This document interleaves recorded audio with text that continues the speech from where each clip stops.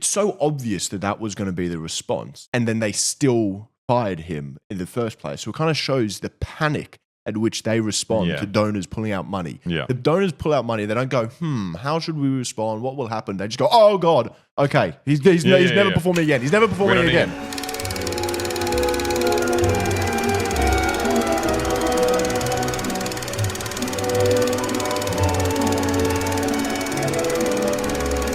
Oh, okay. Israel has killed another journalist. So I think we cover Israel every single day, and it's really hard to, not every single day, every single stream. And it's really hard to not get repetitive, you know? Yeah. I feel like the Israelis should be getting more original with this stuff. They shouldn't put it all on the content creators to try to put a fresh new spin on what they're doing. They should try something new. What do they do? They killed another journalist. There's a video of it as well. We're not going to be showing. It's horrible. Covering the expanded ground invasion, Khan Yunis. It's just amazing that they're doing... Shooting her in the back. So all this stuff is going on as the ceasefire talks are happening. And I can't help but wonder, it's like, is this kind of part of the negotiation strategy of like, you kind of like, you ramp it up as you're negotiating. But of course, the other side can't do that either. Although Hezbollah is ramping things up, but it's just like, It's so insane. Also, how are you meant to be... How are they doing negotiations with Yahya Sinwar? Yeah. He's like hiding because they're trying to shoot him. Yeah. Well, I don't think that exactly. I don't think anyone actually wants a ceasefire, except maybe the Americans, and they don't want it badly enough to actually do anything about it. So just talk about it while everything keeps going on. So it's just like, so I guess I was going to talk about more in general about how often they kill journalists. I don't know what the 138 journalists have now died in this recent conflict since October 7. Yeah. Something like 90 of those are Palestinian. Got a few Lebanese, some Israeli journalists as well. And it's like, there's something like that. The percentage of journalists who have been killed is higher than the broader population. Right. So they're targeting them. They're targeting them. It's so nuts. I remember it's so weird with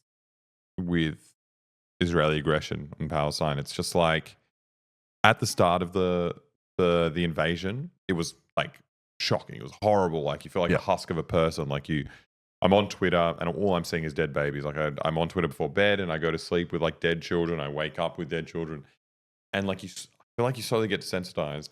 And I feel like there's every now and then there's like a little thing that really kind of triggers you and like brings you back into those first days of the conflict. And like, one of them for me was watching, I forgot who he was, I think it was another Al Jazeera journalist finding out live on air that his whole family had been killed.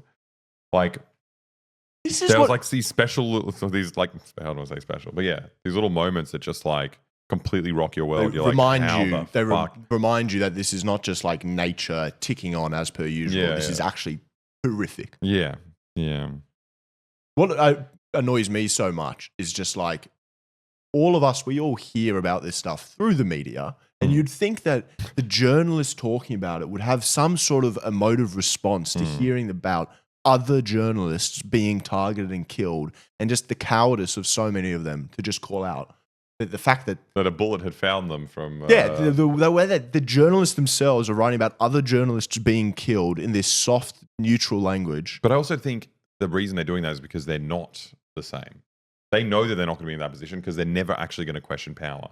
Yeah. Like, that's the thing. They know they're safe. They know they're not going to get shot. Yeah. Is Australian coverage better than the American? I would say it's probably worse. Yeah. The Australian news is such a monopoly. And all the alternative ones are kind of, not the alternative ones, but the ones that aren't the big Murdoch-owned news sites, I'd say they're terrified of the Murdoch-owned newspapers, so they don't say anything really out of line. Yeah, I mean, when was what is it, Shireen Abu Akleh? What was her name? The Palestinian journalist who was shot, and then at her funeral, the police raided her funeral.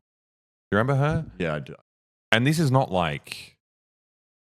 she wasn't shot during, because everything started on October 7th. Somehow she was shot before that. Jenin. She was in the West Bank. Yeah. Absolutely insane. Like, it's just pretending that like this war was started by Hamas. Yeah, They've been fucking murdering. US citizen as well. Yeah, no one gives a shit. No, I mean, they didn't do anything. What? The US. And then when people do talk about it, which I guess is probably a decent segue onto the next one, which is when people just mention the fact that journalists are being killed, they lose their jobs. This is the craziest story. So this is down in Melbourne. There was this pianist, Jayson Gillham. Apparently he's a really big deal. I don't follow the classical music scene, but apparently he's a really big deal. Australian English pianist. And he played a song which was written by another composer, and that song was called Witness. And the song was composed and dedicated to the journalists who have lost their lives. And as he's playing his concert, before he plays that song, which he previously asked, can I play this song? And they said yes. Well, they commissioned him to do it.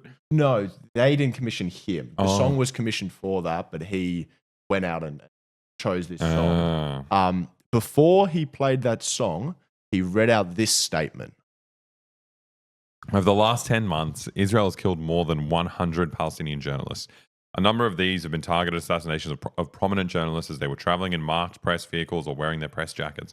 The killing of journalists is a war crime in international law, and it is done in an effort to prevent the documentation and broadcasting of war crimes to the world.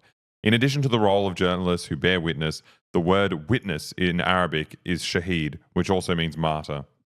Then he played the song, and a bunch of people complained, mostly donors. They pulled out money, and then the MSO, the Melbourne Symphony Orchestra, cancelled his upcoming gigs. And yeah, so that's what happens if you... That's the end of a career. Just mentioning the fact that... And it's not like a contentious thing. It's like these people have been killed. Like this is true. Yeah, like he's not speculating. But it's also like Amnesty and very, very accepted center kind of organizations are saying the same thing. And you're just not even allowed to mention it. I think it's just very funny because like what's the actual Melbourne Symphony Orchestra approved this. Yeah. That's the best part. If they were like, go ahead, like this is really cool. Do this thing with like a humanitarian twist to it, like whatever. And then they turn around and like, oh no, actually you're a disgrace. This is disgusting. We don't stand for this. And it's just like, well, no, you don't stand for losing money. That's the only thing you don't. And then subsequently, they put out this statement saying it was not an approved statement. Blah blah blah. It needs to be a safe space for all people coming. And then it needs to be a safe space for people who want to kill journalists. Yeah, they're feeling targeted here. And then other musicians have said that they're not going to play at the hall anymore. Everyone's favorite Cat Empire said that they're not going to play. And then other musicians... Wait, because they've fired. Because they cool. cancelled his contract. And then the staff at MSO also did a vote of no confidence ahead. And now they've come out and said it was a mistake to cancel his contract. So it's like... Well, man, it's so funny that's like... That's what it takes to like reverse one of these decisions. It's like every single famous person and every worker being like, fuck you. What I find interesting about it, though, is just it's so obvious that was going to be the response. And then they still fired him in the first place. So it kind of shows the panic at which they respond to donors pulling out money. Yeah. The donors pull out money. They don't go, how should we respond? What will happen? They just go, oh, God, okay. He's never performing again. He's never performing again. Give him the money. Yeah, it's so fucked. It's just like there is literally no room to talk about this stuff anywhere. Yeah. Journalists die, and that's just completely normal. Except on Twitch, apparently. Yeah, Jeff Bezos has our back. Yeah. Elon Musk likes to think he's a free speech warrior. Bezos. You can't talk about this as much on Twitter as you can on Twitch.com. Thank you, Bezos.